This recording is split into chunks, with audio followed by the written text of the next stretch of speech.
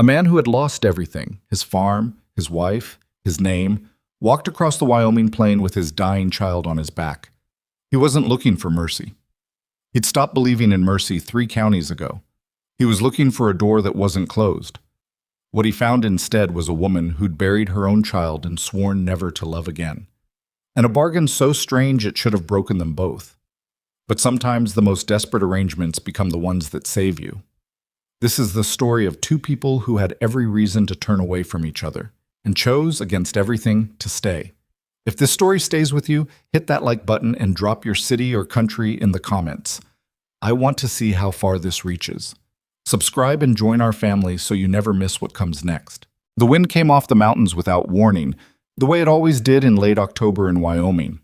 Not gradually, not politely, but all at once, like a door kicked open from the other side of the world. It hit Silas Thorne square in the face, and he turned his head sideways against it, tucking his chin down, keeping his feet moving because stopping was the one thing he couldn't do. May was on his back. He'd fashioned a kind of sling from his coat, his good coat, the one he'd worn to his wedding 7 years ago, now split along one shoulder seam and missing 2 buttons. And he'd wrapped it around both of them so her small body was pressed against his spine, her arms draped loose over his shoulders, her cheek resting against the back of his neck. She wasn't holding on anymore. That was the part that scared him worst. Earlier in the morning, she'd gripped his collar with both fists, small fingers clenching the fabric like she was trying to anchor herself to him. Now her hands just hung there, barely moving with his steps. "May." He said her name without turning around. "You still with me, Bug?" A sound. Not quite a word. Something between a breath and a hum, low in her throat, barely audible over the wind. He kept walking. The plains stretched out ahead of him in every direction, brown grass flattened by the cold, the sky pressing down gray and wide and indifferent. He'd been walking since before dawn. He didn't know exactly how far he'd come. His sense of distance had gone strange on him, the way it did when exhaustion crossed some invisible line and became something else, something that messed with your sense of time and space and made you unsure whether the tree line you were aiming for was a mile off or 5. He knew the rough geography. He'd been in this part of Wyoming 3 years ago, before everything fell apart, when he and Ruth had been driving cattle on the eastern range and had passed through settlements every few days. There was a homestead somewhere south of the creek line. He remembered that. A woman who ran it alone. He'd seen her once from a distance, just a figure on horseback moving along a fence line, and someone had told him her name without any particular ceremony. Clara Whitmore, the one who stayed after her husband died, didn't sell, didn't leave. Whether she was still there, he had no way of knowing. Whether she'd have any reason to open her door to a man who looked the way he looked right now, unshaved for 2 weeks, coat held together by a child's weight and a fraying knot, boots with the left sole separating from the upper so it flapped faintly with every step. He also had no way of knowing. But he was out of options. He'd run through every other one. Silas Thorne had not started out as a desperate man. That felt important to him, though he understood it probably didn't matter to anyone else. 3 years ago, he'd had a farm, not much of one, 40 acres in the river bottomland south of Casper, the soil decent if you worked it hard, a modest house he'd built mostly himself, with some help from a neighbor named Greer, who'd since moved his family to Oregon. He had Ruth. He had May, who'd been born in the spring of 1884 during a late frost, born fast and loud, and with a full head of black hair that Ruth had laughed at through her exhaustion, saying she looked like a little angry judge. Then the dry years came. 2 bad summers in a row, the 3rd summer worse. The creek that fed his fields dropped to a trickle by July both years, and what didn't wither outright got hit by a fungal blight that moved through the valley like it had been planned. He borrowed against the farm to get seed and supplies. He borrowed again the following spring. By the 3rd year, the debt had grown to something he could see clearly was not survivable, and he'd started to understand, slowly, the way you understand things you don't want to understand, that the farm was already gone. He was just still standing on it. Ruth got sick in the winter of 1887. It started as something that seemed like it would pass. A cough, a fever that came and went, a tiredness she couldn't shake. By February, she could barely get out of bed. By March, she was gone. Silas had sat in the house with May for 2 days after it happened, not doing much of anything, May pressing herself against his side like a small, frightened animal, both of them just sitting there with the cold coming through the walls. After that, he'd lost the farm inside of 2 months. The bank in Casper sent a man with paperwork, and Silas hadn't had the energy to argue about what he'd already known was coming. He signed what they put in front of him, packed what he could carry, and left with May on the back of a horse he'd kept back. His one negotiated concession, the animal he needed to get them somewhere else. The horse had died in September, lame in the left foreleg from a stone bruise that hadn't healed right, and then one morning Silas had woken up in a lean-to shelter outside a town called Greeley, and the horse was dead. Just like that. One more thing gone. He'd sold the saddle for $8. He'd bought food and medicine, laudanum for May's cough, which had turned worse in the cold, and he'd started walking. That was 3 weeks ago. May's forehead had been burning since Tuesday. He'd felt it when she pressed her face against his neck in the night, that radiating heat that was wrong in the way fever heat is always wrong, too much of it coming from too deep. The cough had settled into her chest, that particular crackling sound that he'd heard before, that Ruth's cough had never had but that he'd heard in other children, in the way it meant something worse than an ordinary sickness. He didn't know what she needed. A doctor, obviously. Warmth. Rest in an actual bed, not on the frozen ground with a blanket between her and the hard earth. Medicine beyond what he had left in his pack, which was almost nothing. Half a bottle of laudanum and a strip of dried beef he'd been saving for her in case she woke up hungry. What he had was his legs. He kept using them. The creek line came into view around midday, or what he guessed was midday, the sun invisible behind the cloud cover, just a slightly brighter patch of gray to the south. He turned toward it, following it downstream the way he remembered, watching the far bank for fence posts. He almost missed them. The posts were old, the wood weathered to the same gray-brown as the dead grass, and they were spaced far apart in the way of a working ranch boundary rather than a tight field fence. But they were there, and there was wire strung between them, and about a quarter-mile along the line he saw a gate. He stopped. May moved on his back, shifted her weight, turned her head. "Papa." Her voice was barely there, thin as paper. "I see it," he said.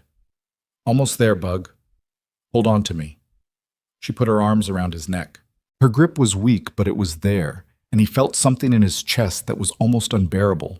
That small pressure of her arms against his throat, the trust in it, the way she believed without question that he would handle whatever was on the other side of that gate. He walked toward it. The ranch revealed itself in pieces as he came over a low rise. First the barn, large and in better repair than he'd expected, the roof recently patched by the look of it. Then a corral with 4 horses standing together against the cold. Then the house itself, a solid structure of weathered timber and stone foundation, a covered porch running along the front, smoke coming steady from the chimney. He stopped at the porch steps. There was a rifle propped against the doorframe, just resting there, casual as a broom handle, but present. He noted it. He knocked. Nothing happened for a moment. Then footsteps, unhurried. The door opened and a woman stood in the frame, and she was not what he'd constructed in his mind during the long walk there. He'd pictured someone older, for no reason he could have explained.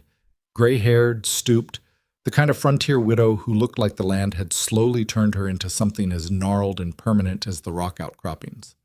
Clara Whitmore was maybe 35, or near enough to it, with dark hair pulled back rough and practical, flower on one forearm, and eyes that were a flat, pale shade of blue that took him in with no particular warmth or hostility. Just assessment. She looked at him. Then she looked past him, at May on his back, and something in her face changed, a small, almost involuntary shift, there and gone before he could read it. "I'm not here to cause trouble," he said. His voice came out rougher than he intended, dried out from the wind. "My name is Silas Thorne. My daughter's sick. I'm looking for work. Honest work, whatever you need done. I'll sleep in the barn. I don't need anything inside. I just need—" He stopped, tried to organize what he was saying. "She needs to be warm. And I think she needs a doctor or someone who knows medicine, if you know of one. Clara Whitmore looked at May again, then back at him. How long has she had the fever? 4 days? Maybe 5? The cough? Longer. 2 weeks. She was quiet for a moment. Then she stepped back from the door, opening it wider. Bring her in, tot. He sat at her kitchen table while Clara unwrapped May from the sling and carried her, without asking, without ceremony, toward the back of the house where there was a small bedroom. Silas half rose from his chair, some instinct of alarm, but Clara glanced back at him over her shoulder and said, Sit down. I'm putting her in the warm room, in a tone that made sitting down seem like the reasonable thing. He sat. He heard Clara moving in the other room, the creak of a bed frame, water being poured into a basin. He heard May make a small sound. Not a cry, more of a startled syllable, the sound she made when someone touched the back of her neck, which she'd always been sensitive about. Then he heard Clara's voice, low and even, saying something he couldn't make out, and May went quiet. He sat at the table with his hands in his lap and looked at the kitchen. It was a working kitchen, not decorated. Cast iron pans hung on the wall, a good wood stove with a banked fire, jars of preserved goods on a shelf above the window. Everything functional, nothing extra. The kind of kitchen where the work was done efficiently and the sentiment, if there was any, was kept somewhere else. Clara came back after about 10 minutes. She stood across the table from him and said without preamble, She's got it in her chest. You're right about that. I've seen it before. Kept wrong, it'll go to her lungs. He felt something cold move through him. What does she need? Rest? Warmth? I have some things. Pine tar syrup, camphor oil. They help. She paused. There's a doctor in Mill Haven, which is 22 miles northwest. You're not making that trip tonight in any shape to bring back help, and moving her in her condition wouldn't serve her. No, he agreed. I know. She pulled out this chair across from him and sat down. And the way she did it, direct, no hesitation, told him this was a woman who made decisions and then lived in them without a lot of looking back. Tell me what you can do, she said. I can work. I've farmed, I've ranched, I've broken horses. Not the best at it, but competent. Fencing, carpentry, I can do both. I can handle livestock. I'm a decent shot if you need hunting done. He paused. I'm not a drinker. I don't gamble. I've never raised my hand to anyone who didn't start it first. He stopped again. I know how that sounds. Everyone says they're decent people. They do, she said. I'm asking for a chance to show you rather than tell you. Clara studied him with those flat, pale eyes. Not unkind, not warm, just careful. I don't need a ranch hand, she said. He felt it like a drop of something cold. I understand if... I didn't say I was sending you away. She folded her hands on the table. I said, I don't need a ranch hand. What I'm telling you is that if you stay here, I want something specific in return, not labor, not fence mending. She looked at him steadily. I want a daughter. He stared at her. I had a child, she said, and her voice stayed even, but there was something underneath the evenness that he could feel rather than hear. A daughter. She was 3 years old. She died of fever 4 years ago, the winter after my husband passed. She didn't look away from him. I'm not asking you to hand me your child. I understand that's not what's being offered here, and I wouldn't take her from you. What I'm asking is that if your daughter stays under my roof and I care for her and she gets well, she gets to know me as someone who loves her, that I get to be something to her, not a stranger, not a landlady. She paused. A family. Silas sat very still. You're asking to be her mother, he said. I'm asking to love her, Clara said. If she'll have me, and if you'll allow it. A pause. Those are two different things, and I know that. He was quiet for a long moment. Outside, the wind picked up. He could hear it moving around the corners of the house, looking for a way in. He thought about May in the back room, the heat coming off her skin, her arms going slack around his neck. He thought about the road behind him.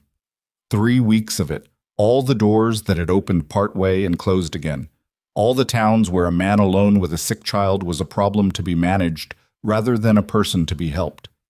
He thought about what he was being asked, and he thought about what was being offered. "I'll need to think on that," he said. "It's not a small thing." "No," Clara agreed. "It isn't." "But I'm not leaving tonight." "I didn't expect you to." She stood up and moved to the stove and started adding wood without asking whether he wanted coffee, which he did, desperately. He watched her move around the kitchen with the ease of someone who knew exactly where everything was, who had managed this space alone long enough that efficiency was built into every motion. She set a cup in front of him and said, without sitting back down, "You can sleep in the barn tonight. There's a stove in there, and I'll bring out blankets. In the morning, you can see your daughter, and we can talk more." He nodded. Then he said, "Thank you." She didn't answer right away. She stood at the stove with her back to him, and he thought for a moment she wasn't going to answer at all. Then she said, quietly, "Don't thank me yet. Thank me when she's well." He drank his coffee. Through the wall he could hear, faint but there, the sound of Clara moving back to the room where May was sleeping, the sound of water in a basin. And then, barely audible, a low sound, not singing exactly, not formal enough for that. Just a sound, almost tuneless, the kind you make without realizing you're making it, the kind that means you're trying to give comfort in the only language you have left. Silas set down his cup and pressed the heels of his hands against his eyes and held them there for a moment in the warm yellow kitchen. He didn't know what this woman was.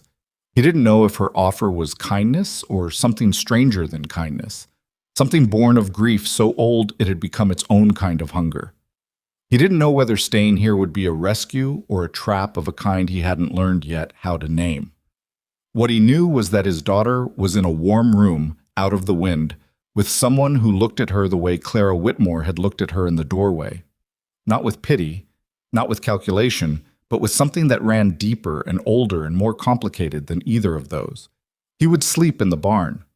In the morning he would see May, and then he would decide what a man does when the world offers him something that doesn't fit into any category he has a name for. He slept badly in the barn.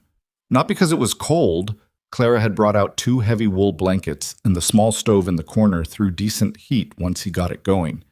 Not because the hay was uncomfortable or because the horses were restless. He slept badly because May was in the house, and he was not. And every time he drifted close to actual sleep, some part of his brain yanked him back with a version of the same thought. She's in there with a stranger. He knew it was irrational. He'd watched Clara's hands when she carried May, careful, practiced, the hands of someone who knew how to hold a small child without frightening her. He'd heard that low, tuneless sound through the wall.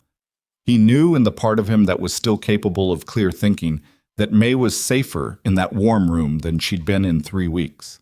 But he lay in the hay with his eyes open anyway, listening to the wind work itself around the barn walls, and he didn't sleep more than an hour at a stretch. By the time gray light started coming through the gap under the barn door, he was already sitting up, folding the blankets. He didn't know what time Clara woke. He didn't want to be the man who knocked on her door at dawn demanding to see his child, but he also wasn't going to stay in the barn 1 minute longer than he had to. He was saved from having to decide by the sound of the house door, and then footsteps on the porch, and then Clara appeared in the barn doorway, with a tin cup in each hand, steam rising off both of them into the cold air. She looked at him, sitting upright in the hay, fully dressed, clearly not having slept, and said nothing about it, just held out one of the cups. "How is she?" he said. "Fever broke sometime in the night. Not gone, but lower." She sat down on a hay bale across from him without being invited, which he was starting to understand was just how she occupied a space. She woke up around 3 and asked for water. She asked where you were. He felt the tightness in his chest ease fractionally. "What did you tell her?" "That you were sleeping nearby and you'd be there when she woke up again." Clara wrapped both hands around her own cup.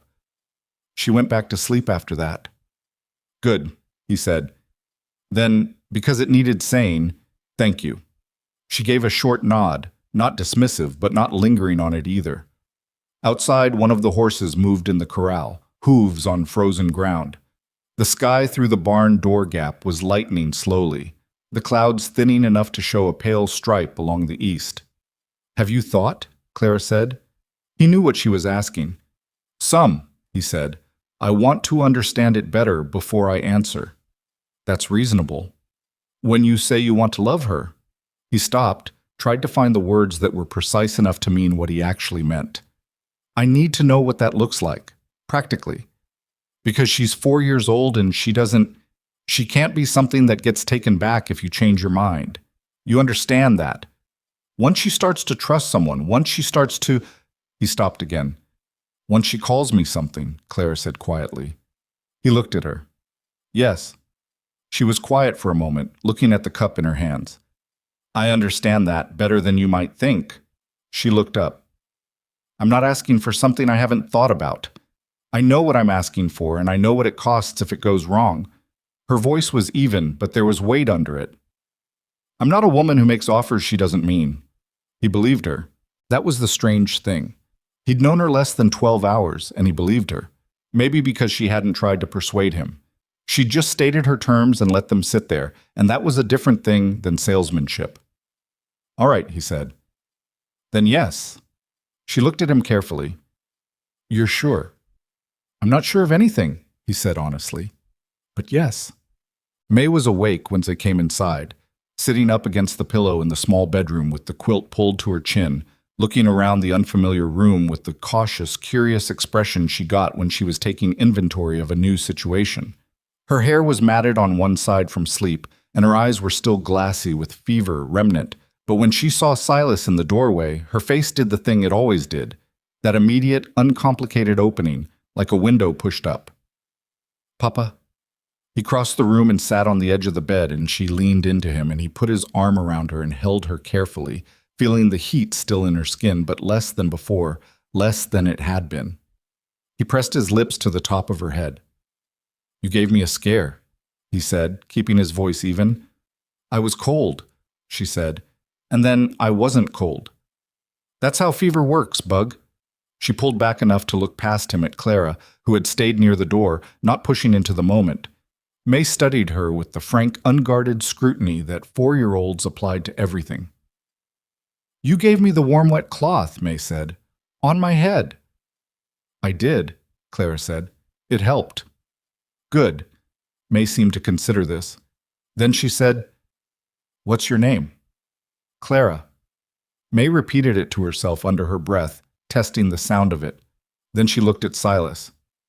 Is she staying? We're staying, he said, for a while. May looked at Clara again. Then she said, in the matter-of-fact tone she used when she'd made a decision, Okay. And that was that. She settled back against Silas and pulled the quilt tighter and said she was hungry, which was the best thing she'd said in 5 days. The arrangement settled into its shape over the following 2 weeks, the way new things do. Not all at once, but gradually, each day adding one more small routine to the structure until the structure became something you stopped noticing because it was just how things were. Silas worked. He was up before dawn every morning, not because Clara expected it, but because he needed to establish something clear from the start, that he was not a charity case, not a boarder, not a burden. He fed the horses before Clara was out of bed. He checked the fence line on the south side of the property, which he could see from the barn had been patched in several places, but needed more systematic attention. He found a broken axle on the wagon in the back of the barn and spent 2 days repairing it with timber he cut and shaped himself. He was not a man who could be still. Clara watched all of this without commenting on it, which he appreciated. She didn't make a production of what he contributed, and she didn't hover over his work to evaluate it. She just noted it, the way she noted most things, quietly, thoroughly, and with the kind of attention that didn't require words. What she did with the hours he spent working was spend them with May. He saw it from the barn door on the 3rd morning.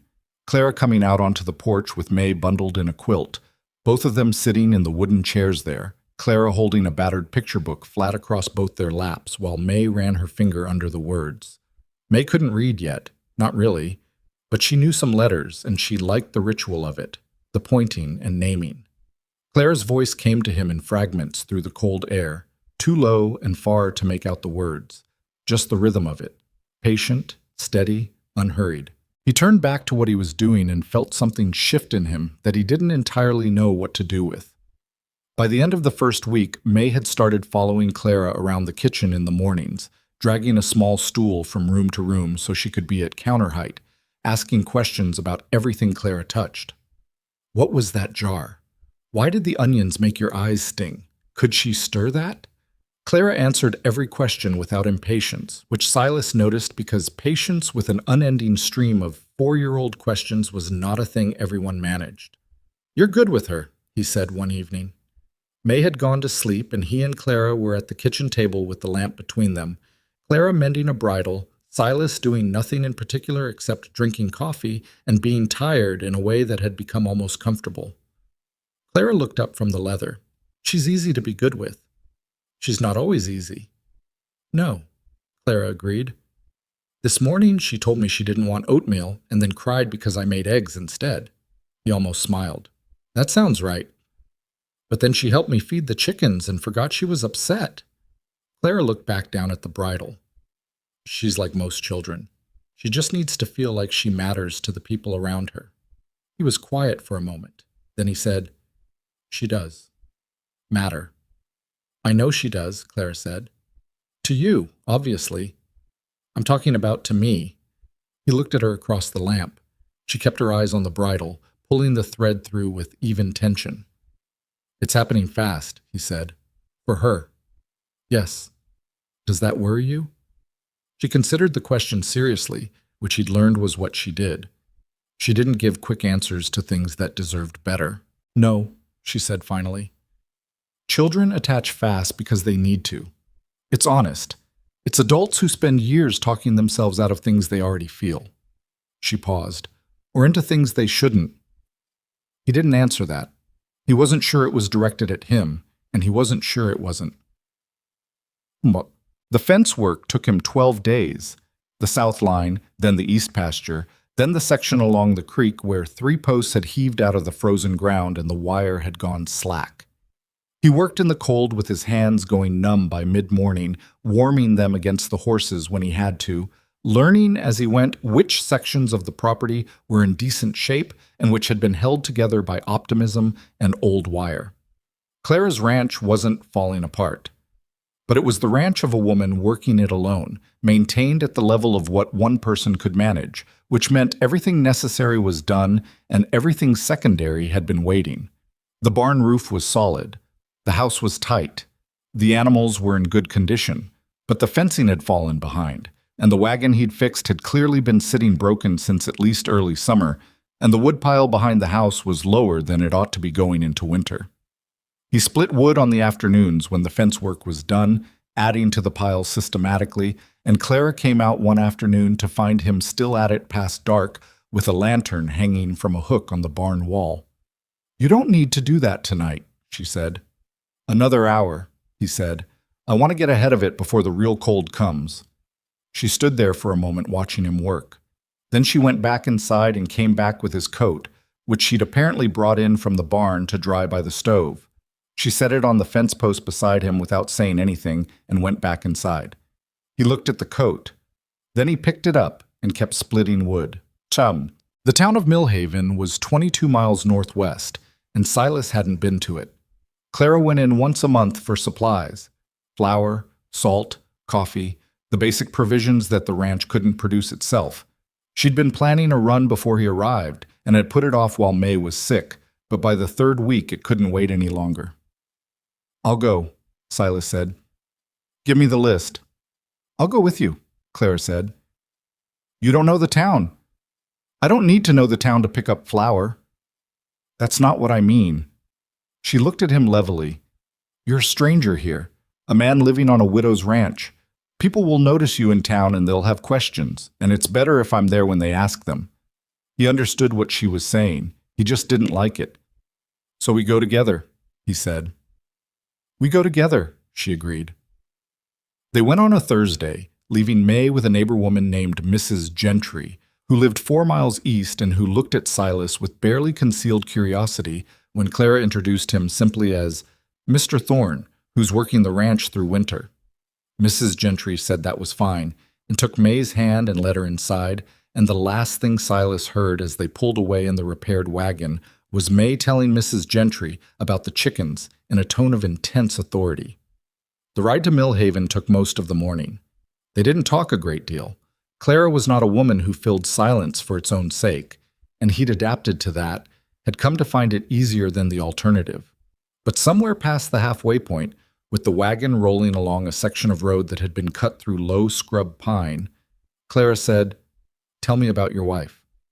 He didn't answer right away. Not because he didn't want to exactly, but because he had to find the way into it. "Her name was Ruth," he said. "She was from Illinois. Came west with her family when she was 16 and stayed after they went back east." He paused. "She was the kind of person who always knew what she thought. No hesitation. It took me a year to convince her to marry me, and then once she'd decided, that was it. Completely decided. She didn't look back." "May has that," Clara said. He glanced at her. "Yeah, she does." "Is it hard, seeing it in her?" He thought about that honestly. "Sometimes," he said. "Sometimes it's the opposite." Clara nodded, looking at the road ahead. Then she said, "My husband was a good man. He wasn't a complicated man, which I think I mistook for simple when I was young. Later I understood it was just steadiness. He was steady." She paused. "I didn't know how much I depended on that until it wasn't there." "How long have you been alone?" "My husband died in the spring of '84. Sarah, our daughter, that winter." She said both facts in the same measured tone, not flat exactly, but controlled. The tone of someone who has said the words enough times that the words themselves are no longer the hardest part. "So 4 years, near enough. That's a long time to work a ranch alone." "It is," she said. "I thought about selling the first year. I thought about it a lot." She paused. "I don't know exactly why I didn't. Partly stubbornness, partly I didn't know where I'd go, and partly," she stopped, seemed to consider whether to finish the thought, "partly because the ranch was the last thing we'd built together, Edmund and me, and I wasn't ready to be done with it." Silas looked out at the scrub pine moving past. He understood that. He understood it completely. Millhaven was a frontier town in the specific way of frontier towns. A main street of weathered storefronts, a livery stable, a post office that doubled as a telegraph office, a general store, a saloon with its sign sun-bleached to near illegibility. It was not unfriendly exactly, but it was a town where people knew each other's business because everyone's business was tied to everyone else's, in the way of small communities where survival depended on a certain level of mutual knowledge. They drew attention. He felt it as soon as Clara drew the wagon up in front of the general store, not overt staring, but the particular quality of frontier watching, eyes that moved over you and registered and filed away. A man by the post office who stopped his conversation to look. 2 women on the opposite boardwalk who didn't quite pretend to be looking at something else. Clara stepped down from the wagon with the ease of someone who was used to being looked at and had made her peace with it. Silas came around and tied the horses and followed her inside.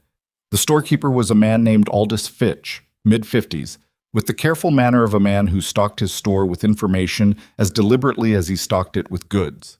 He greeted Clara by name and looked at Silas with the transparent friendliness of someone who wanted to be told things. "Mr. Thorne," Clara said by way of introduction. "He's working the ranch through winter." "Is that right?" Fitch said pleasantly. "Where are you from, Mr. Thorne?" "South of Casper," Silas said. "River bottomland." "Long way to come for ranch work. Work is where you find it." Fitch smiled the smile of a man who had not stopped wondering. "Well, good to have you in Millhaven." They filled Clara's list without incident and loaded the wagon, and Silas was thinking they would get out clean when a man stepped off the boardwalk in front of the saloon and came toward them. He was maybe 40, heavy through the shoulders, with a mustache and the kind of confidence that came from being important in a small place. Clara. Not unfriendly, but with an ownership in it, the tone of a man who had called her by her first name without asking. "Mr. Dawes," Clara said. "Who's this?" He looked at Silas directly in the way of a man who expects the question to land. "I already told Fitch, and I imagine he's already told you," Clara said pleasantly. "Mr. Thorne works the ranch. I'll see you at the spring meeting, Mr. Dawes." She climbed up onto the wagon seat. Dawes looked at Silas for a long moment. Not threatening, exactly, Just the look of a man making a decision about something. Silas held the look without comment, then climbed up beside Clara and took the reins. They were a mile out of town before either of them said anything. "Who is he?" Silas said. "He owns most of the land on the north side of the valley. He made me an offer on my ranch after Edmund died." Clara looked straight ahead. "I declined." "Does he understand that it was declined?" "He does," she said. "He just hasn't accepted it yet." She paused. "He's not a bad man. He's a man who's used to getting what he wants and hasn't had much practice with not getting it." "And what does he want?" She didn't answer right away. Then she said, "He wants the land. He might also want something else, but he's smart enough to know I won't be interested in one if he's after the other, so he's been patient." Silas digested that. "And now there's a strange man living on your property." "Now there's a strange man living on my property," she agreed. He thought about what that meant, what Dawes would do with that, what the women on the boardwalk would say to each other tonight over supper, what Fitch would tell his next customer in the careful way of a man who was just sharing information and not doing anything else at all. He thought about May at Mrs. Gentry's, telling someone about chickens with total authority. He thought about what he'd agreed to, and whether agreeing to it had started something that was going to be harder to manage than either of them had anticipated. "Clara," he said. "I know," she said before he could finish. "I've been thinking about it too." "And?"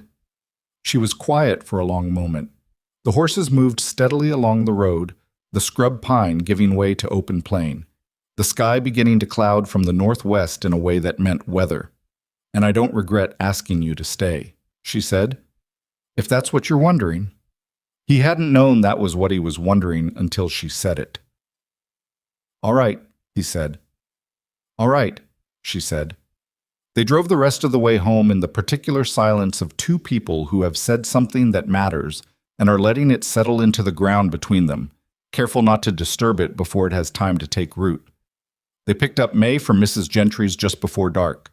May climbed into the wagon and immediately pressed herself between them on the seat, leaning against Silas on one side and against Clara on the other, asleep before they'd gone half a mile. Silas looked down at her, her head heavy against his arm, her face completely slack and trusting. And then he looked up and found Clara looking at her too, with an expression he didn't have a word for. Something between grief and gratitude? Or maybe just past both of those, into something that didn't need a name. He looked back at the road. The first snow of the season started falling before they reached the ranch, small and dry, catching in the lamplight like something not quite real. The snow that started falling on the ride home that night didn't stop for 3 days. It wasn't a brutal storm. No wind to speak of, just steady, quiet accumulation. The kind that came down soft and kept coming until the world outside the windows was a different shape than the one you remembered. Silas spent those 3 days working inside the barn mostly, reinforcing the stall walls where the wood had gone punky along the bottom boards, patching a section of roof over the tack room where daylight had been showing through. Clara kept the house and tended to May, who was well enough now to be restless indoors, which meant she needed occupation, or she'd invented herself in ways that weren't always convenient. He could hear them through the barn walls sometimes, when the wind wasn't making noise. Clara's voice and May's voice, the back and forth of it, May asking something and Clara answering, and then May asking something else, because that was how she operated. Questions in chains, each answer spawning 2 more. It should have been ordinary background noise. Instead, he found himself listening to it the way you listen to something you're afraid of losing. On the 4th morning, the snow stopped and the sky went clear and hard and blue, and Silas came in for breakfast to find May sitting at the table with a piece of brown paper and a stub of charcoal, drawing something with intense concentration. Clara was at the stove. "What are you making?" he asked, hanging his coat. "A horse," May said without looking up. "Clara's horse, the brown one." "Pepper," Clara said. "She named him this morning." He looked at Clara's back. "Did you already have a name for him?" "I called him the brown one," Clara said. "So I think Pepper is an improvement." May looked up then, checking both their faces to see if this was funny. Apparently deciding it was, she went back to her drawing.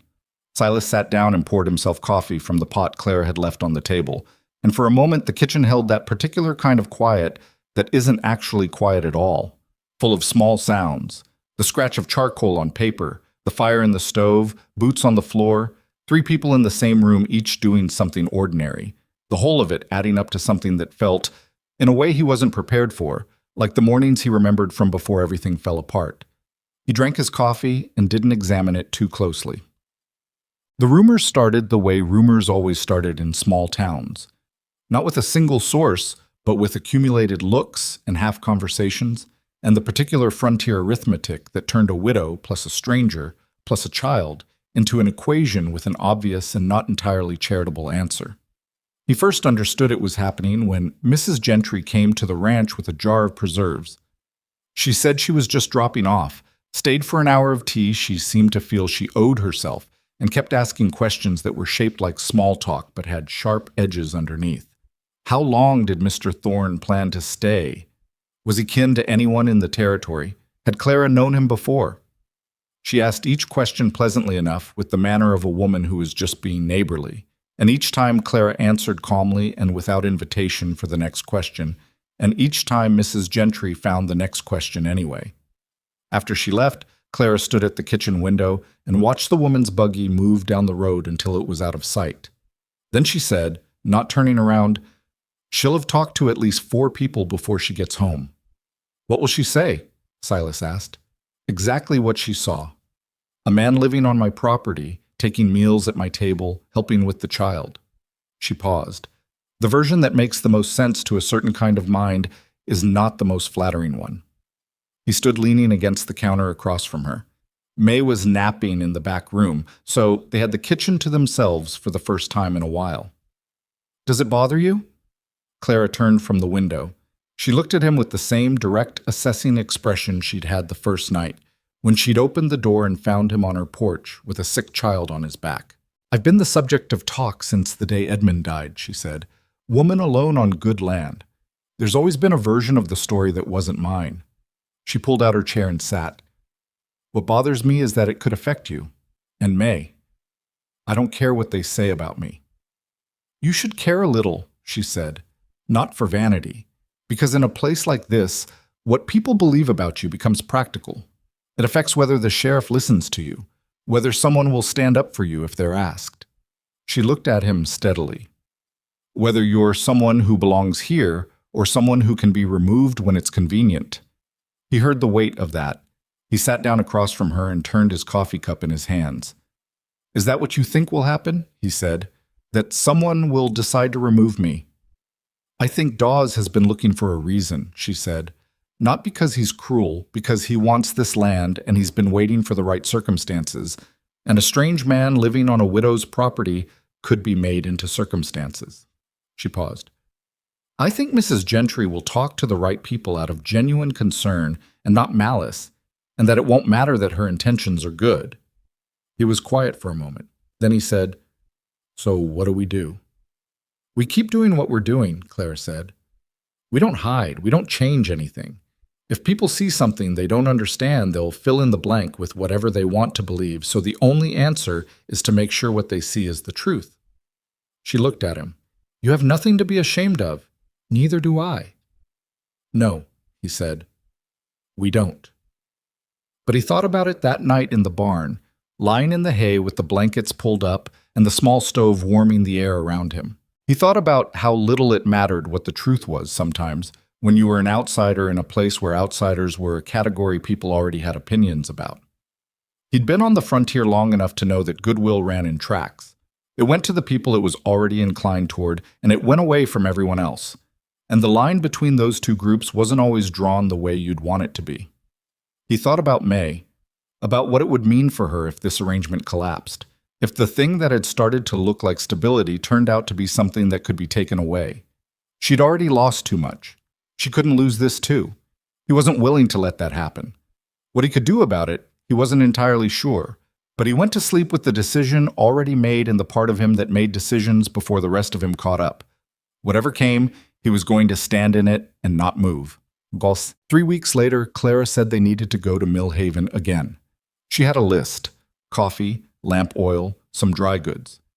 And she wanted to stop at the post office, where she'd been expecting a land survey document that should have arrived from the county seat by now.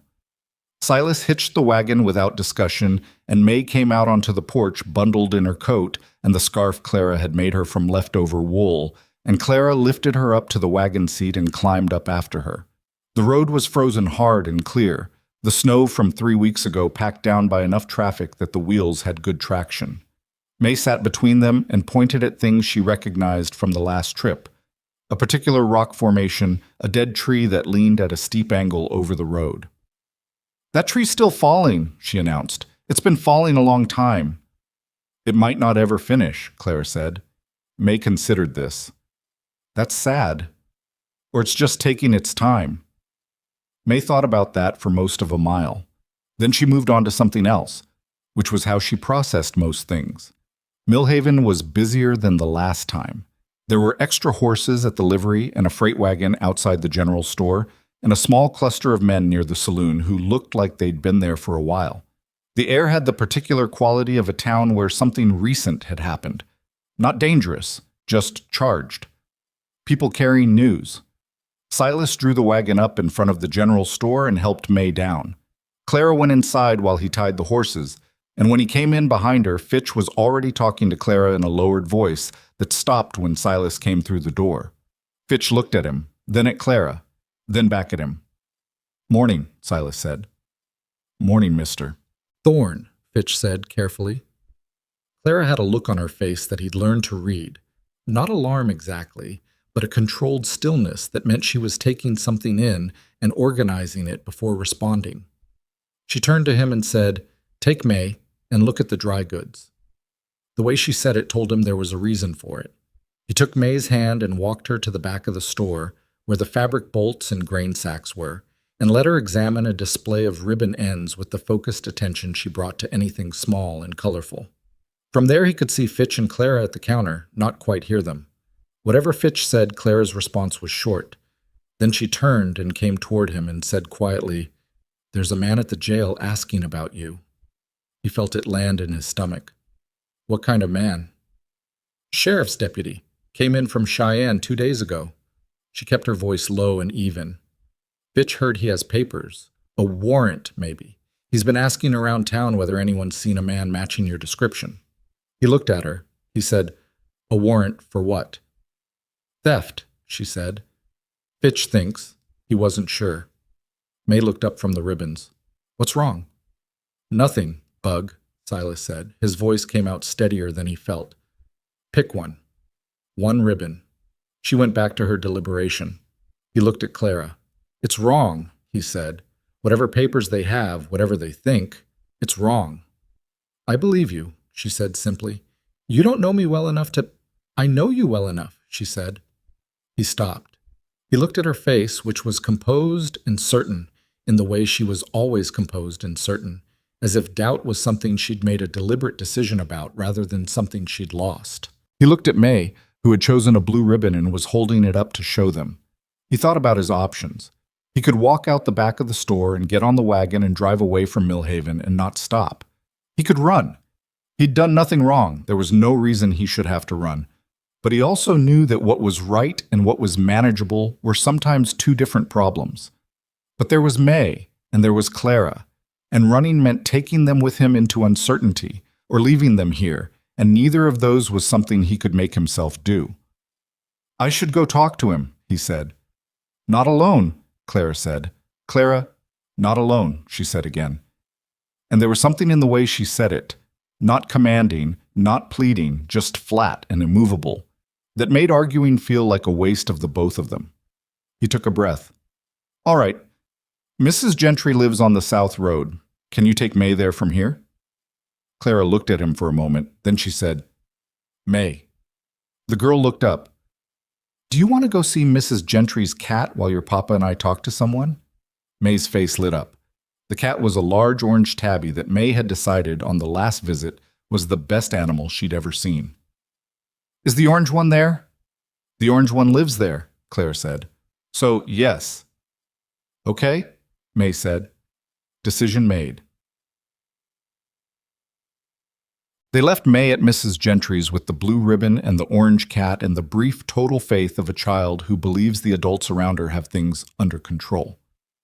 The faith cost Silas something to look at. He kept his face neutral when May hugged him around the knees before going inside, and he kept it neutral when he climbed back on the wagon and turned it toward Millhaven. But Clara, sitting beside him, said nothing about any of it, and he was grateful for that. The sheriff's office was a low timber building on the north end of the main street. County Sheriff painted on the door in letters that were starting to peel. Silas pulled the wagon up and sat for a moment, looking at it. "You don't have to come in," he said. "I know I don't have to," Clara said, and stepped down from the wagon. Inside, behind the desk, was a man in his 40s, weathered, tired-looking, with the permanently skeptical expression of a man who'd been lied to many times and had organized his entire face around that fact. He looked up when they came in. Then his eyes moved to Silas and stayed. "Silas Thorne?" he said. "That's me." The man reached for a paper on the desk. "I'm Deputy Wells out of Cheyenne. I have a warrant here issued out of Carbon County for a Silas Thorne, 40 years of age, brown hair, 6 foot." He looked up. "Wanted on a charge of theft, livestock specifically. 11 head of cattle allegedly taken from a ranch outside of Rawlins in the fall of 1887. The year Ruth died. The year he lost everything." He stood very still. "That's wrong. You're saying you didn't take any cattle." "I'm saying I sold my own cattle in September of '87 to a man named Garrett Peel who worked out of Rawlins. I sold him 9 head to cover a debt I owed the Casper Agricultural Bank. I have a bill of sale." He paused. "I had it. In my pack." "Had it?" Wells repeated. "My pack was stolen from me in October. A rooming house in Laramie. I lost most of what I was carrying." He kept his voice level. "The bill of sale was in it." Wells looked at him with the expression of a man who had heard many stories that began with documents that no longer existed. Clara stepped forward. "Deputy Wells." Her voice was clear and very composed. "I'd like to know the name of the person who filed this complaint." Wells looked at her. "And you are?" "Clara Whitmore. I own the ranch south of the Piney Creek line where Mr. Thorne has been employed for the past 6 weeks. I also know Garrett Peel's name because Mr. Thorne mentioned that sale to me when we discussed his history." She paused. "Peel operates a livestock brokerage. He has records. If he purchased those animals from Mr. Thorne, he has paperwork on it because that's how his business works. Have you contacted him?" A flicker of something crossed Wells's face. "The complaint came from a man named Adler. Claimed he owned 11 head that went missing. Thorne's name came up in connection." "How did it come up?" Clara asked. "Anonymous tip," Wells said, and even as he said it, something in his face changed slightly, the way a man's face changes when he hears his own words land in a way he maybe hadn't fully examined before. Anonymous tip. Silas looked at Clara. She didn't look at him, kept her eyes on Wells. "Deputy," she said, "I think you should contact Garrett Peel before you do anything else. His office is in Rawlins. He'll have records going back further than 1887 because that's how he keeps his operation legitimate."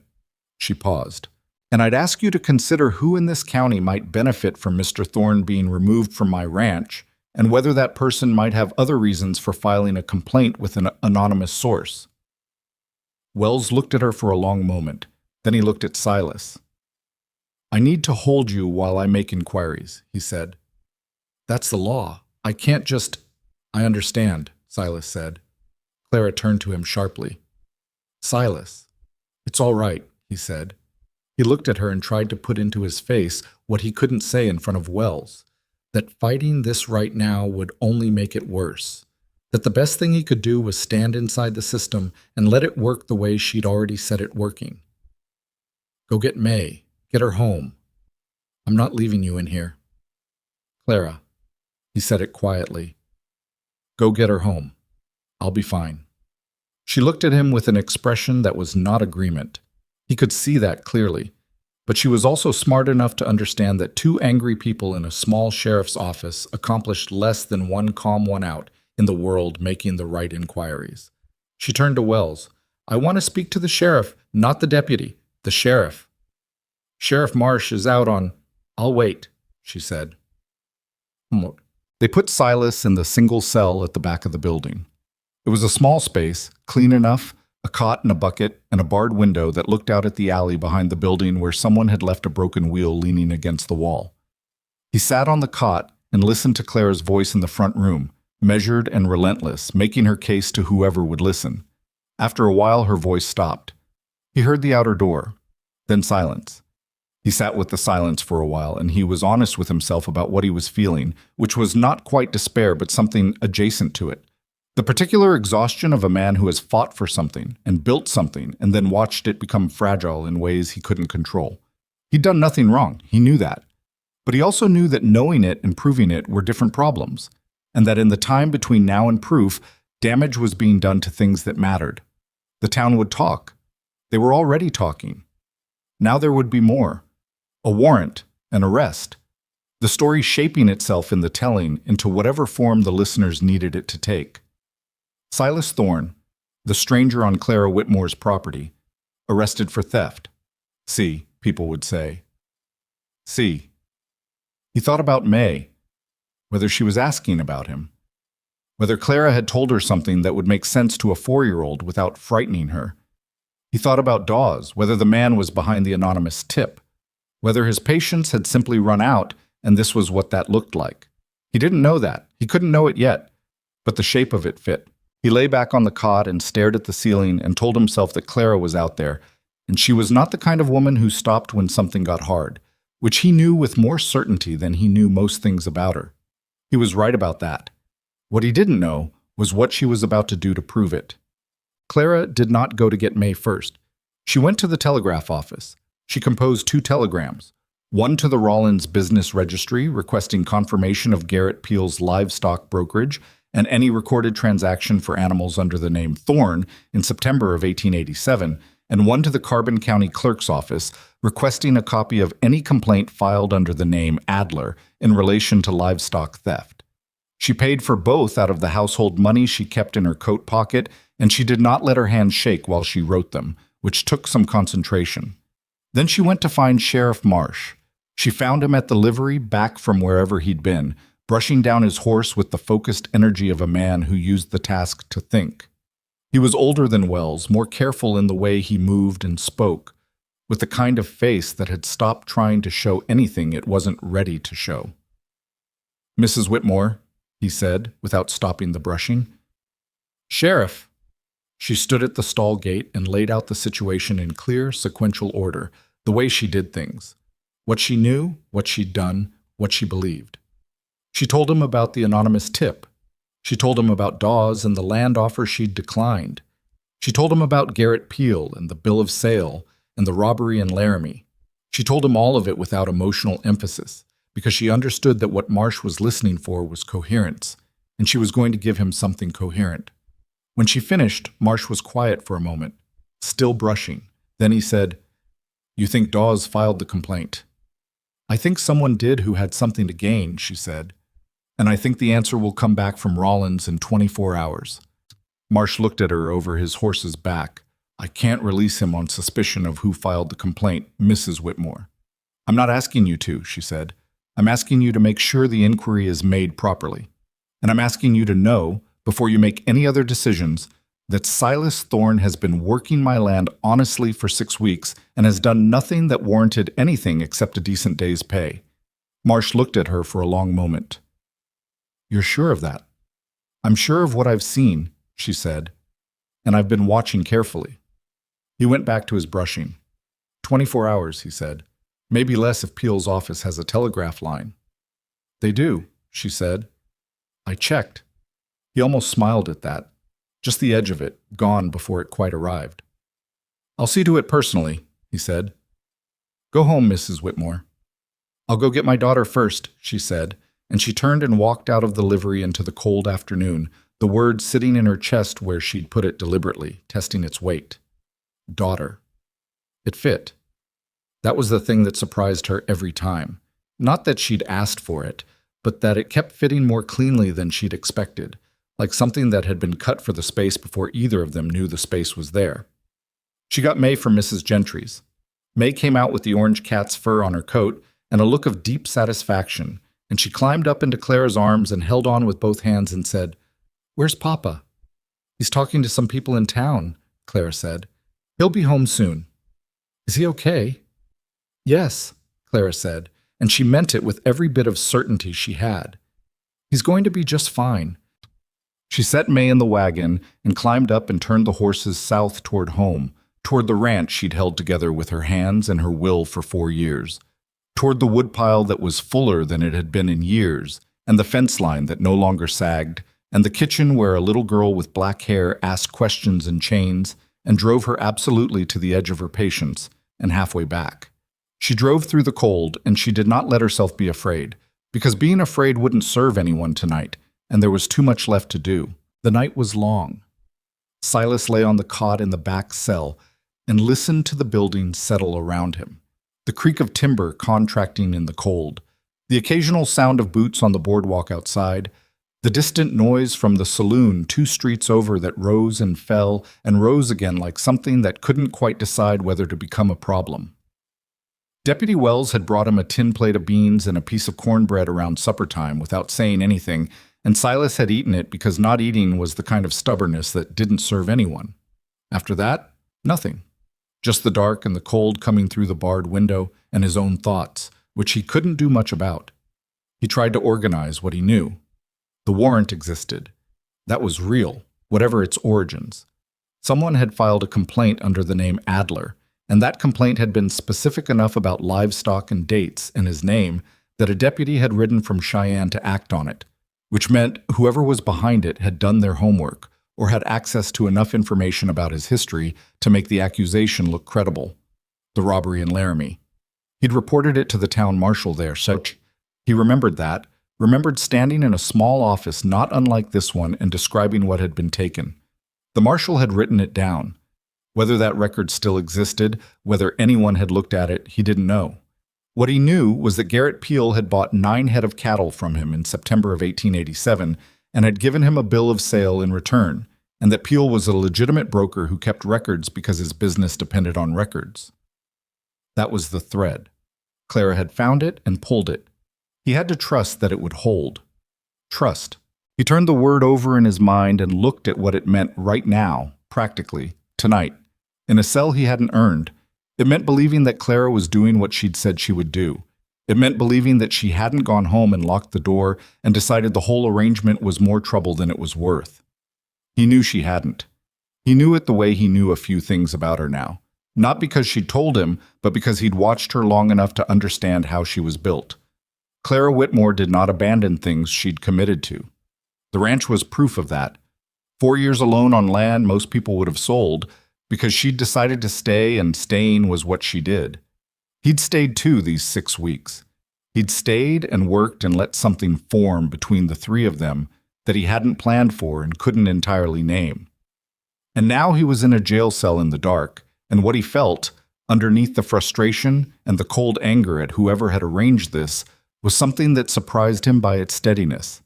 He wasn't afraid she'd leave him here. He fell asleep somewhere past midnight, not comfortably but adequately, the way a man sleeps when he's exhausted enough that even anxiety eventually runs out of fuel.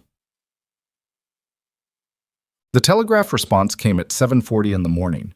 He knew something had happened because he heard Sheriff Marsh's voice in the front office. Marsh, not Wells, which meant the sheriff had come in early, which meant something had moved.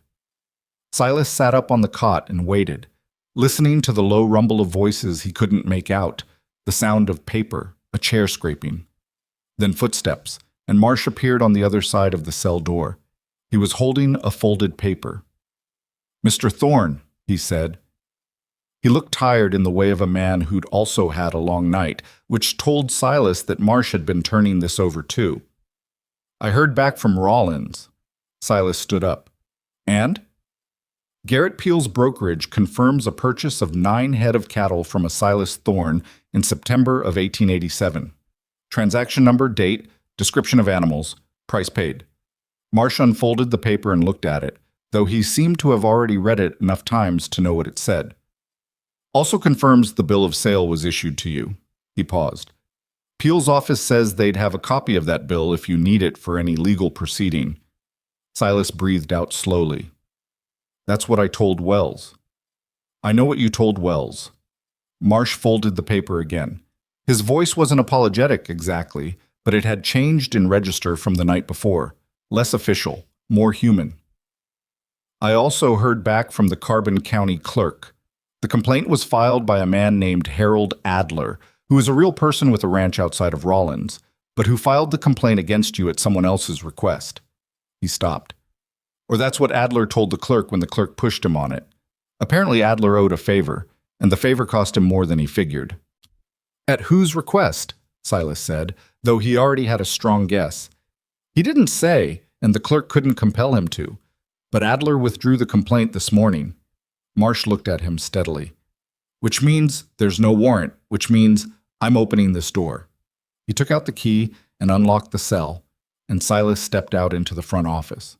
The room was exactly what it had been the day before.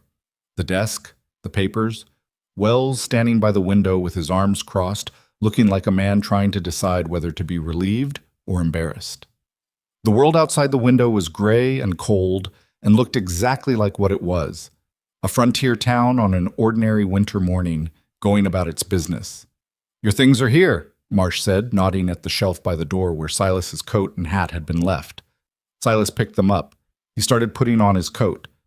Then he stopped and looked at Marsh. You know who it was, he said. Don't you? Marsh was quiet for a moment. I have a strong suspicion, he said, which is not the same as knowing, and it's not enough to act on. He paused. But I'll be watching, and some conversations will be had.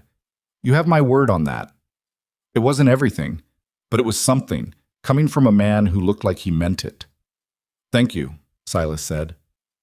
He walked out of the sheriff's office into the cold morning air and stood on the boardwalk for a moment, adjusting to the sky, the width of the street, the sense of being outside a locked space. His breath came out in a cloud and dissolved.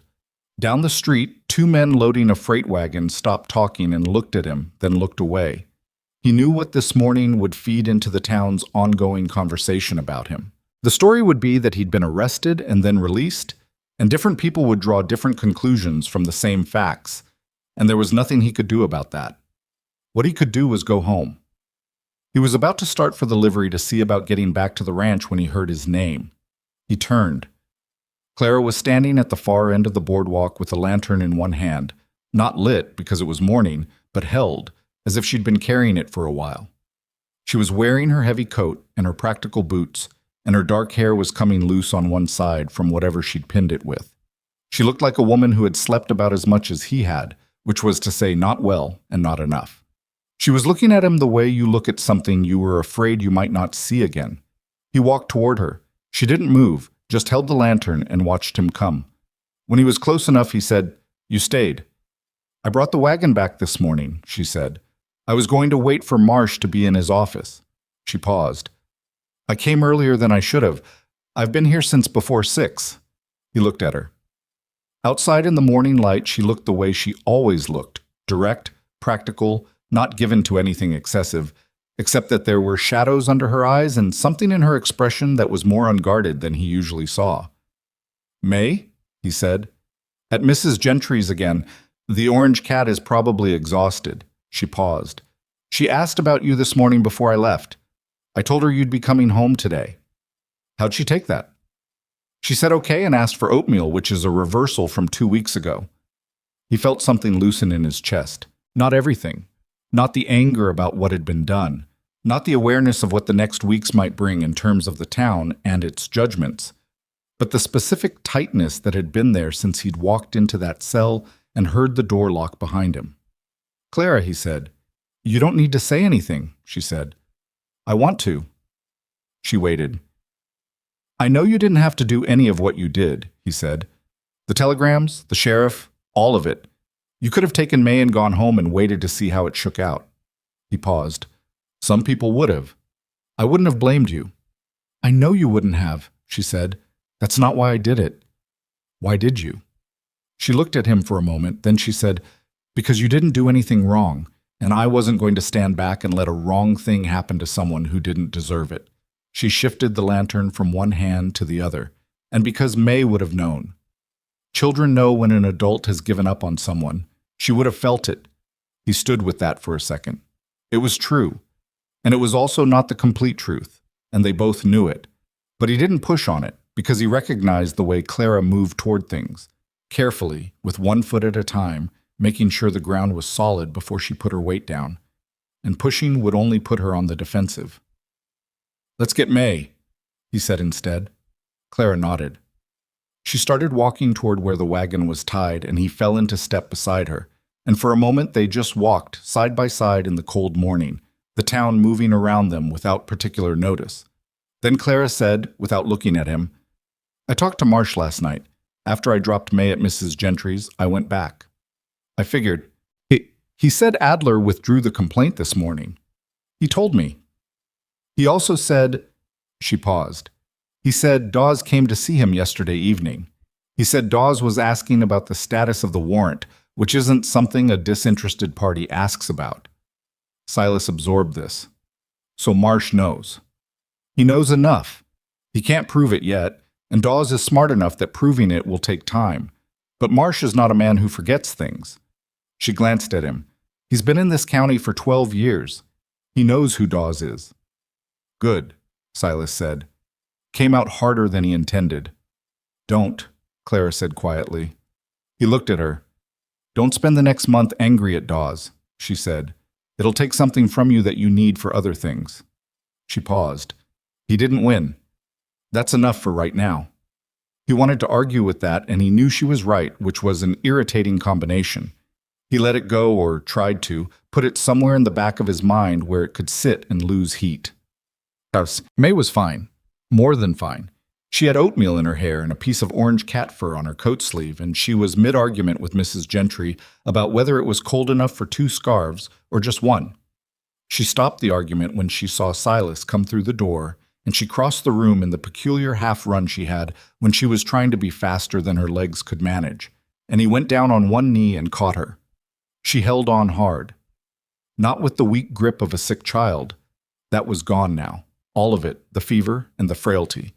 But with the full particular force of a small person who had opinions about being away from her father longer than she thought was appropriate. "You were gone a long time," she said into his shoulder. "I know, Bug. I'm sorry." "Were you okay?" "I'm okay now." She pulled back and looked at him with the assessing expression she'd had since she was barely talking, that serious inventory look. Then she seemed to decide he was telling the truth, and she released him and turned to Clara. "Can we go home now?" "That's the plan," Clara said. May reached up and took Clara's hand without ceremony, the way she'd been doing for weeks now, automatic, unbothered, as naturally as breathing. Clara looked down at her and then looked away, and Silas caught the look and said nothing about it. They said goodbye to Mrs. Gentry, who pressed a jar of peach preserves into Clara's hands with a look that was more complicated than the gesture. Something in it was an apology, Silas thought. Though for what exactly? For the questions she'd asked, for the things she'd told people, for the role she'd played without quite meaning to. He wasn't sure she could have said herself. "Thank you, Eleanor," Clara said, using her first name, which she didn't always do. Mrs. Gentry nodded, short and slightly pained. "You come back any time, May. That cat likes you better than it likes me."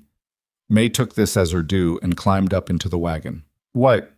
They were most of the way home, the road familiar now, the rock formation May always pointed at, the leaning tree she'd decided had a name, which was Herbert, when Silas said, "I've been thinking about something." Clara was driving. She'd taken the reins when they left because he'd let her, and she handled the horses with the ease of long practice. She glanced at him. "What thing?" "What you said, back at the jail?" He paused. "That May would have felt it if you'd given up on someone." "Yes." "You said it like the main reason was May." She didn't answer right away. May was asleep between them, her head against Silas's arm, her blue ribbon, the one she'd picked in Fitch's store, still tied in her hair because she'd refused to take it out even overnight, according to Mrs. Gentry. "It was one of the reasons," Clara said. "What were the others?" She kept her eyes on the road ahead. The horses moved at their steady pace, the frozen ground giving under the wheels with a sound like something being pressed flat. The sky was beginning to clear from the west, a strip of actual blue showing above the mountains. "You've been at my ranch for 6 weeks," she said. "In that time you fixed the wagon, you refenced the south line and half the east pasture. You restocked the woodpile to a level I haven't seen since Edmund was alive." She paused. You've been decent to me. You've been patient with May in the specific way of someone who genuinely likes her, not someone performing for an audience. You sleep in the barn without complaint. She glanced at him briefly. And you don't lie. I haven't caught you in a single lie, which is more than I can say for most people I've known longer. He didn't say anything. So when they put you in that cell, she said, it wasn't difficult for me to decide what to do, because I knew what I knew, and I was going to act on it. She paused. That's all. It wasn't all. He knew that and she knew that. But it was what she was ready to give him right now, tonight, on this road with May asleep between them, and he accepted it for what it was. Clara, he said. Thank you. For all of it. For not... He stopped, started again. For being the kind of person who does what you did. For coming back. She was quiet. Then she said, You would have done the same. I would have tried. I don't know if I'd have been as effective. That earned something from her that was not quite a laugh, so just an exhale with a quality to it, a small release of something that had been held tight for about 18 hours. Probably not, she said. You don't know how to talk to men like Marsh. You'd have come in with your jaw set and your pride showing, and he'd have dug in. Is that right? It is. You do this thing with your jaw. She kept her eyes on the road, but there was something different in her face. Lighter, the controlled stillness relaxing at the edges. Like you're deciding whether to say what you're thinking or say something more diplomatic. It's very readable. I wasn't aware I was that readable. You're not, most of the time. But when you're angry, the jaw gives you away. He thought about that. Good to know. I thought so. They drove the last mile in comfortable quiet, which was its own kind of statement. May slept on between them, one hand loosely curled in his coat, the blue ribbon in her hair catching what was left of the afternoon light. When the ranch came into view, the barn first, then the house, smoke rising from the chimney where Clara had banked a fire before leaving that morning, Silas looked at it and felt something he hadn't expected to feel. Not relief exactly, though relief was part of it.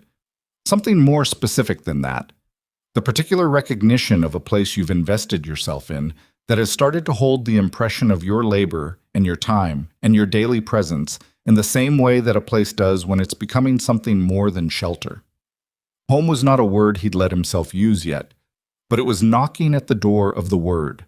Clara pulled the wagon up to the house and set the brake and sat for a moment without moving. The horses exhaled great clouds into the cold air and settled into their stillness. May stirred but didn't wake, shifting her weight, making a small sound. Clara, he said. She looked at him. He wasn't sure what he wanted to say. He tried to figure out what was true and useful out of all the things he was feeling, which were numerous and not all of them ready to be words yet. The arrangement, he said finally. When you made it, you said you wanted a daughter. I remember. You got more complicated than you bargained for. She looked at him for a long moment. The light was going now, the blue draining out of the sky to the west, the cold settling in harder with the dark coming on. In that light, she looked like herself, tired, real, nothing softened or arranged. I know, she said. Does that change anything? For you? She considered it, actually considered it, the way she always did, not rushing toward a comforting answer. He waited, watching her face. It changes what I want, she said at last, quietly. What I said I wanted in the beginning. She looked down at May, still sleeping, then back at him. I said I wanted a daughter. That's still true. She paused. But it's not the only thing that's true anymore. He held her gaze. She held his. Between them, May stirred again, and this time woke, surfacing slowly the way she did, blinking at the darkening sky and then at Clara and then at Silas with the expression of someone reassembling the world from its pieces. Are we home? She said. We're home, Clara said. May looked at the house. Then she looked at both of them again, back and forth, measuring something in the way children measured things. Not with logic, but with some instinct older than logic, picking up the frequency of what was in the air around her. Whatever she felt, it seemed to satisfy her. She leaned forward and put one hand on Silas's knee and one hand on Clara's arm, holding on to both of them at once. "Okay," she said. "Let's go inside. I'm cold." Silas climbed down and lifted her from the wagon, and she wound her arms around his neck, and he carried her up the porch steps. And Clara came behind them with the lantern and opened the door, and the warmth of the house came out to meet them like something that had been waiting. He set May down inside, and she immediately went toward the stove, holding her hands out to the warmth. And Silas stood in the doorway for a moment and looked back at Clara, who was tying the horses before coming in. She worked quickly, her hands sure and practiced, her breath coming in small clouds. She didn't look at him. But when she came up the porch steps and passed through the door into the warm kitchen, her arm brushed his as she came by. Just that, just the brief contact of one person passing close to another in a narrow doorway. And she didn't move away from it, and neither did he.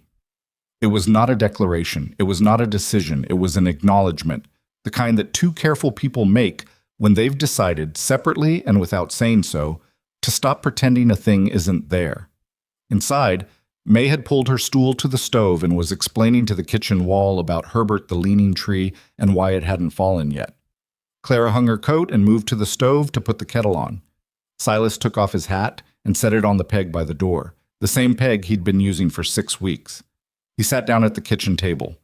Clara put a cup in front of him without asking if he wanted one. He picked it up and drank and looked at the room around him.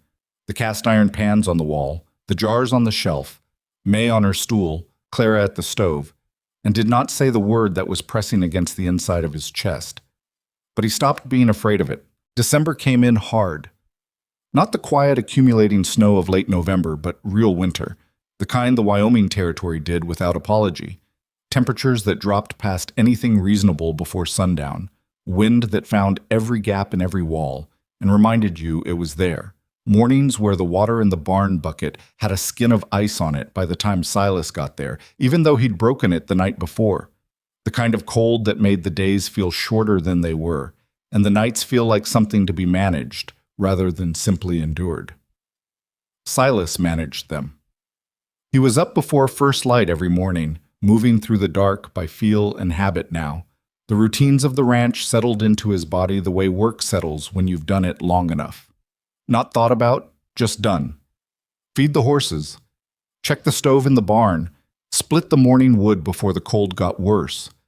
By the time Clara had breakfast on the table and May had been coaxed out of her blankets with the particular negotiation that constituted their morning ritual, he'd already been working for 2 hours. The ranch held. That was the thing he hadn't been entirely sure of in October, when he'd first walked the property and seen the places where one person's capacity had run up against the demands of 60 acres of frontier land in the approach of winter. He'd worried about the north fence, which he'd repaired but not replaced, and about the barn roof over the far stall, and about whether the firewood he'd put up would be enough if the cold came earlier and stayed longer than expected. He'd worried in the specific way of a man who understood that worry directed at the right problems was just preparation with an emotional component. The fence held. The roof held. The woodpile, which he added to every week, was higher than it had been in years.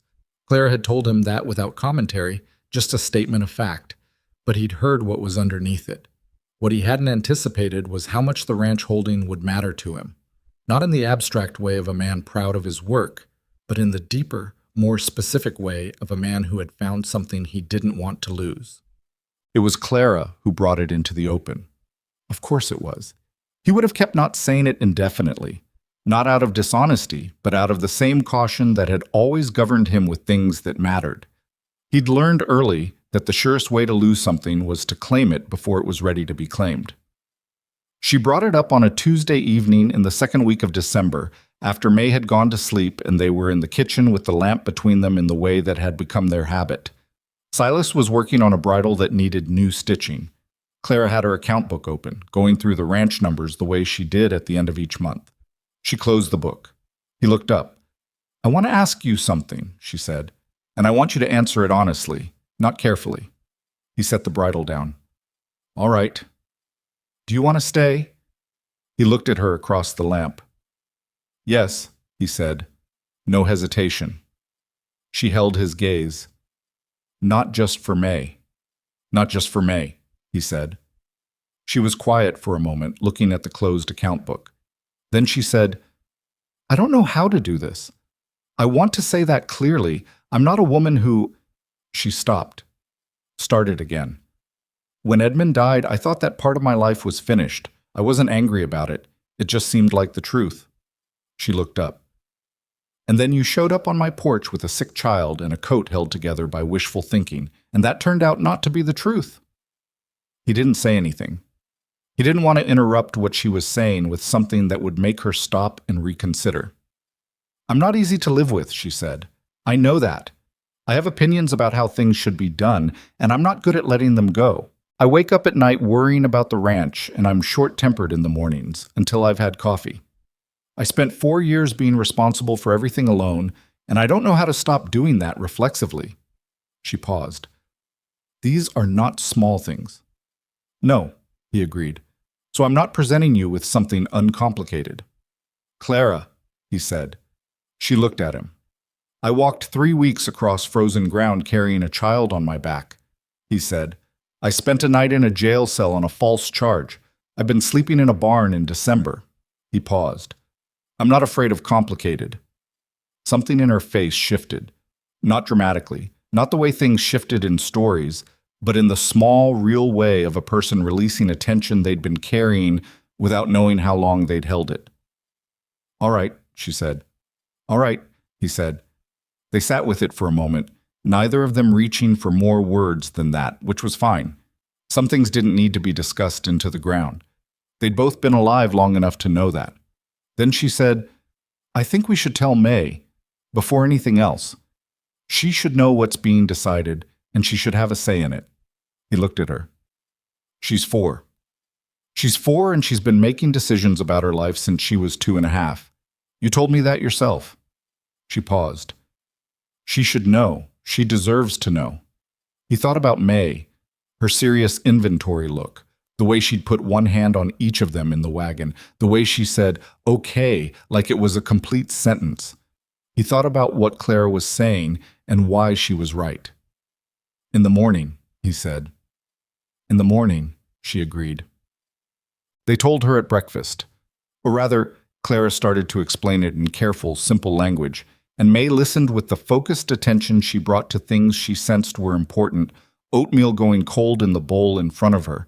And then May said, before Clara had finished, so you're going to be my papa, and Clara's going to be my mama, and we're going to stay here. A pause. That's essentially yes, Clara said. May looked at Silas. You said we might have to leave.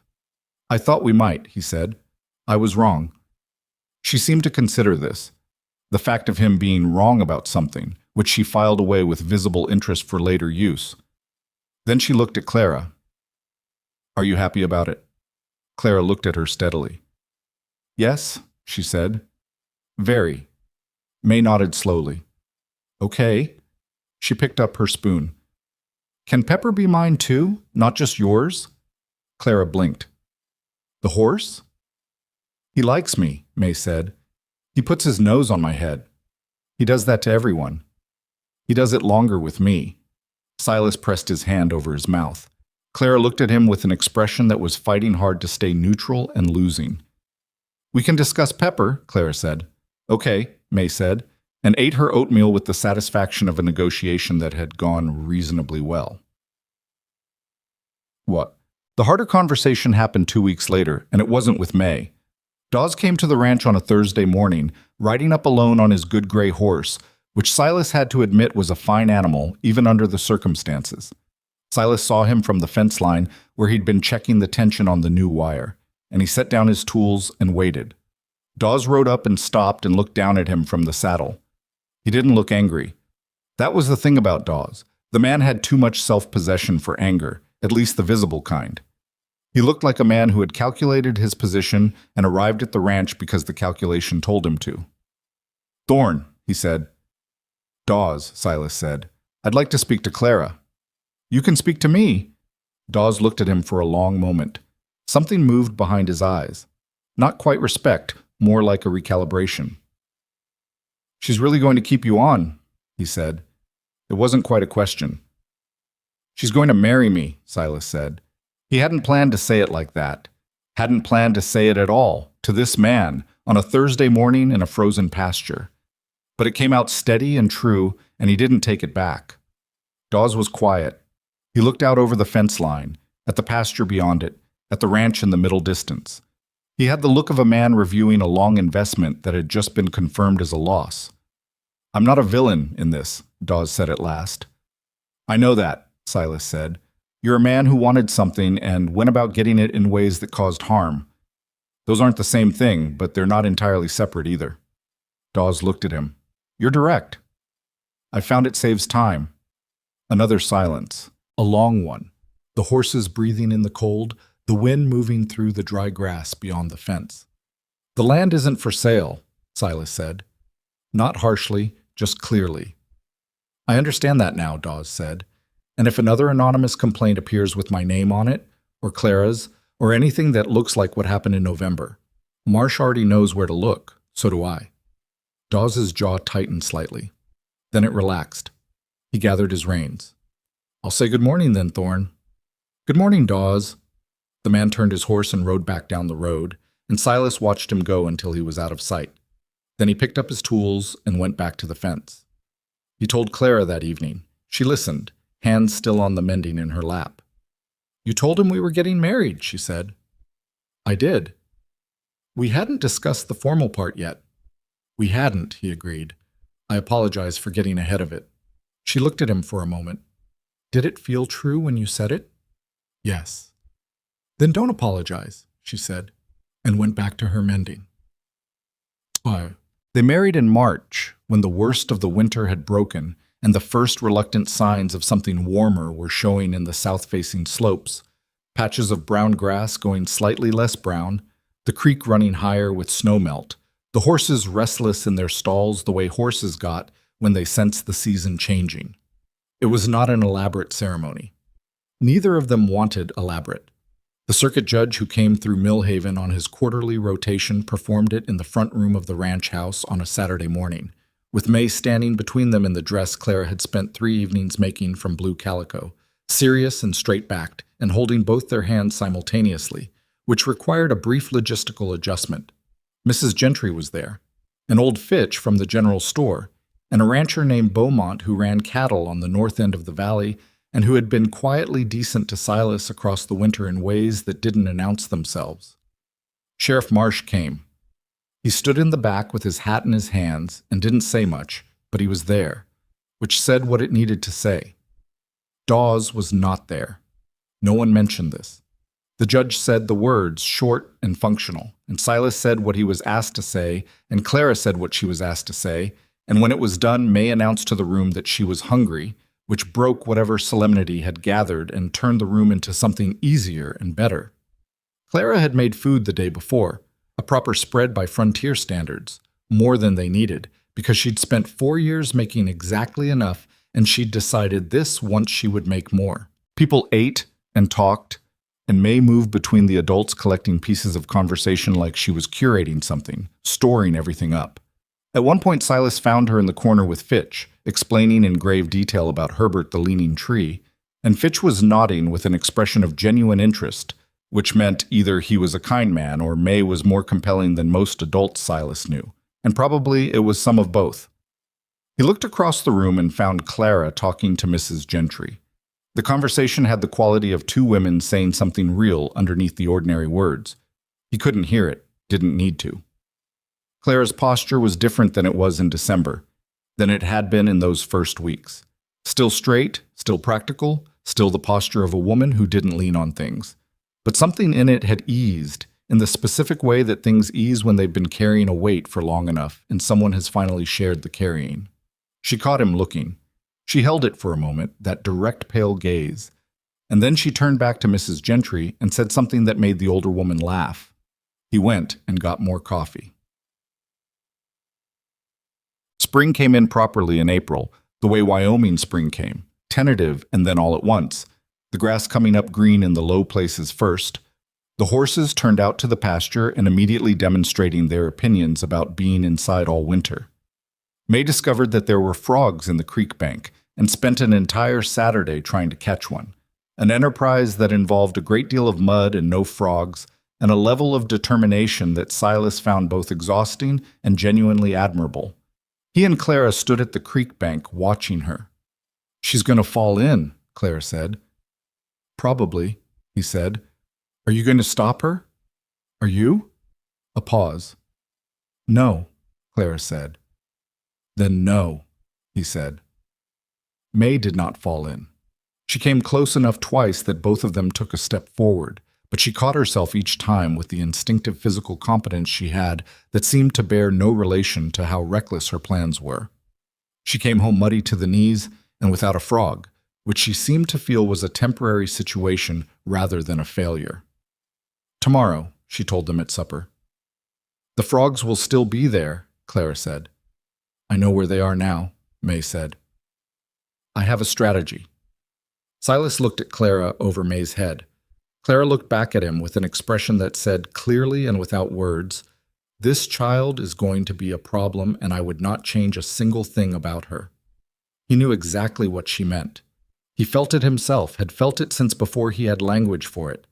That specific complicated mixture of exhaustion and wonder and love that children produce in the people who are paying attention to them. The feeling that is inconvenient and all-consuming and utterly unlike anything else in the world. The summer was a working summer, which was all any summer on the frontier was. They put in a kitchen garden that Clara had been planning since before Silas arrived, twice the size of the one she'd managed alone.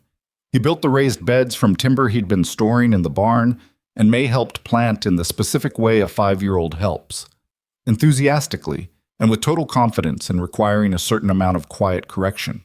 They got potatoes and carrots and beans and more squash than they knew what to do with, which was the usual outcome of planting squash. Silas broke 2 new horses that summer for a rancher in the next valley named Colton, which brought in cash money they used to replace the barn door that had been hanging wrong since winter and to buy a second milk cow, which May named immediately before they'd even discussed naming her, and which she called Margaret.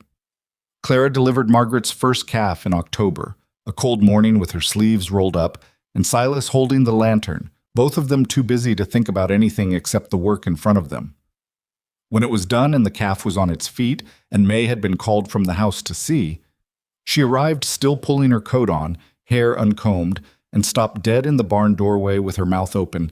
Clara leaned against the stall wall and looked at Silas with an expression of simple, unperformed satisfaction. "Good," she said. "Good," he agreed. May had gone down on her knees in the straw to get closer to the calf, talking to it in a low, serious voice. She looked back at them. "What's her name?" "She doesn't have one yet," Clara said.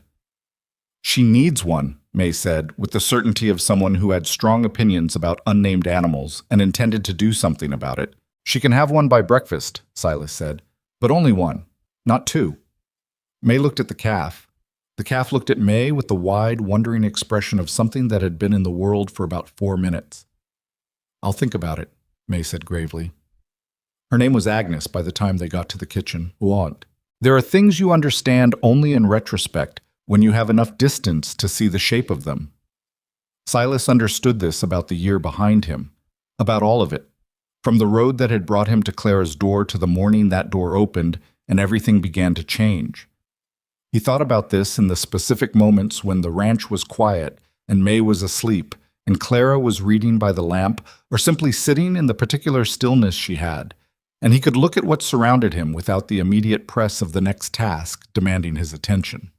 He'd walked 3 weeks across frozen ground telling himself he was looking for work, a place to survive the winter, something to hold the two of them together until he could figure out what came next. He told himself his wants were practical, limited, the stripped-down wants of a man who'd lost too much to risk wanting much else. He'd been wrong about that.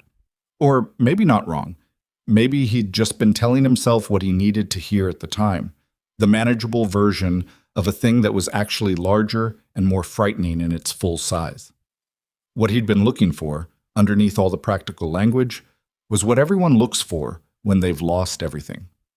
Not safety exactly. Not even survival. Something more specific than either of those. The possibility of belonging somewhere, of being one of the people who stayed.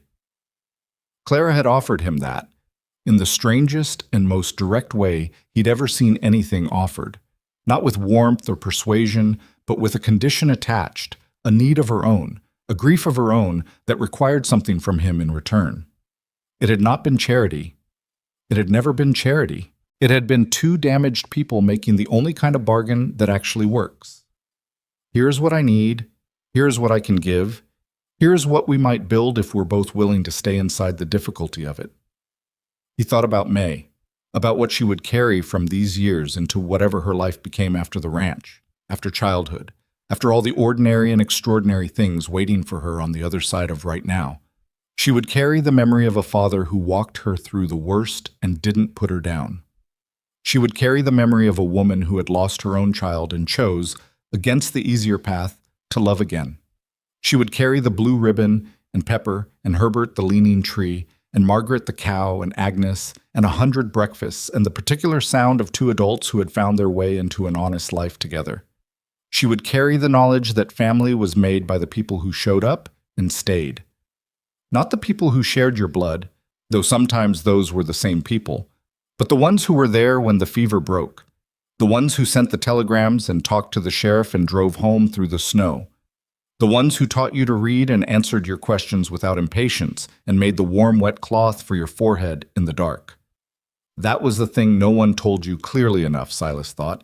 They talked about family like it was a fact of nature, something you were born into, something fixed. They didn't talk enough about the families that were assembled piece by piece out of choice and necessity and the kind of stubborn refusal to give up that didn't look romantic at all when you were in the middle of it. The families that were built by people who had every reason not to trust again and decided, against the evidence, to try.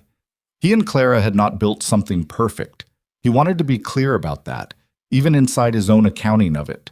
They disagreed about things, about how to handle the horses, about money, about the right way to talk to May when she was being difficult, which was a topic with more complexity than either of them had anticipated. Clara still woke at night with the ranch worries pressing on her, and sometimes lay in the dark turning them over for an hour before she could sleep again. He still had days when the weight of everything he'd lost pressed down on him with a heaviness that had no quick remedy.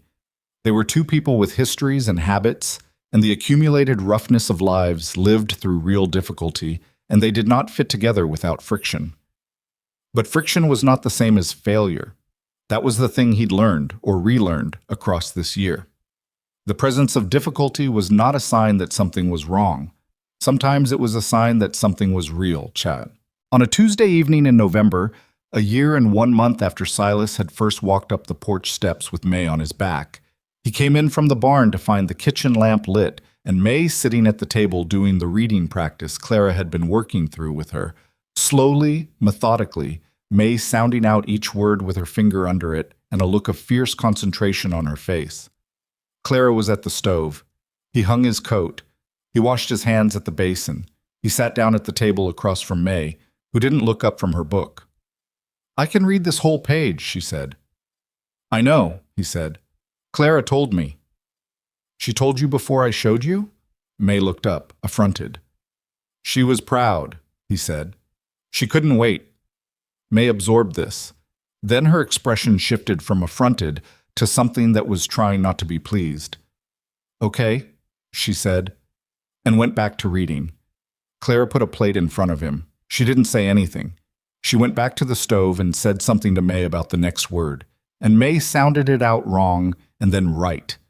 And the lamp threw its yellow light across the room the way it always did.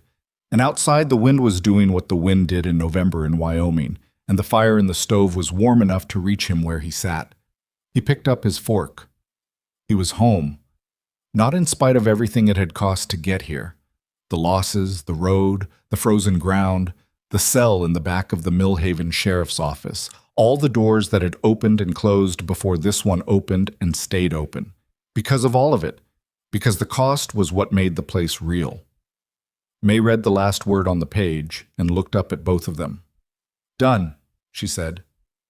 "Good," Claire said. "Again?" May said. "Eat your supper first," Silas said. May sighed the enormous sigh of someone for whom supper was a logistical obstacle between herself and the next thing she wanted to do. Then she closed the book carefully, the way Clara had taught her, and picked up her spoon. Outside, the wind.